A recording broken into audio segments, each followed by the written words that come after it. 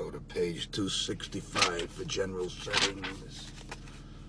All right, go to menu. Menu. Setup.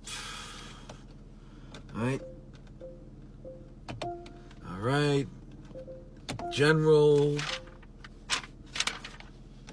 Clock. What happened to the old-fashioned, the two fucking buttons? You hit the buttons for hours and minutes. No, you gotta work for fucking NASA to change the clock. Because of this daylight saving times bullshit.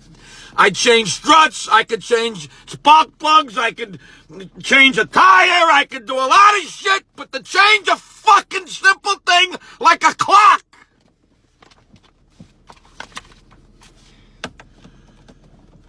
You know what? Fuck it. I'll just use my phone to tell the fucking time.